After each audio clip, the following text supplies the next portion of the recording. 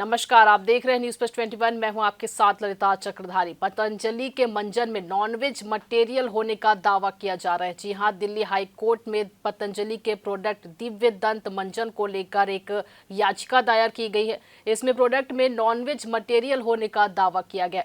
याचिकाकर्ता एडवोकेट यतिन शर्मा ने आरोप लगाया कि कंपनी अपने दिव्य दंत मंजन में समुद्र फेन यानी कि कटल फिश नाम का मांसाहारी पदार्थ यूज करती है। एडवोकेट यतिन शर्मा ने यह भी बताया है कि नॉन वेजिटेरियन पदार्थ के इस्तेमाल के बावजूद उस प्रोडक्ट पर ग्रीन यानी कि वेजिटेरियन लेबल दिया गया है।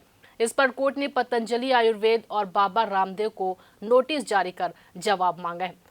जस्टिस संजीव नरूला ने केंद्र सरकार और पतंजलि की दिव्य फार्मेसी को भी नोटिस जारी किया जो यह प्रोडक्ट बनाती है। आपको बता दें, मामले की अगली सुनवाई 28 नवंबर को होगी। याचिकाकर्ता यतिन ने दावा किया है कि योग गुरु रामदेव ने खुद ही एक वीडियो में स्वीकार किया है कि उनके इस प्रोडक्ट में कटल फिश का इस्तेमाल किया जाता है। इसके बावजूद कंपनी गलत ब्रांडिंग कर रही है और मंजन को वेजिटेरियन बता रही है। कोर्ट को बताया गया है कि याचिकाकर्ता और उसका परिवार दुखी है क्योंकि वे केवल वेजिटेरियन प्रोडक्ट का ही इस्तेमाल करते हैं। लेकिन जब से उन्हें पता चला है कि दिव्य दंत मंजन में समुद्र फेन का इस्तेमाल किया गया है, उनकी भावनाएं काफी आहत हुई है।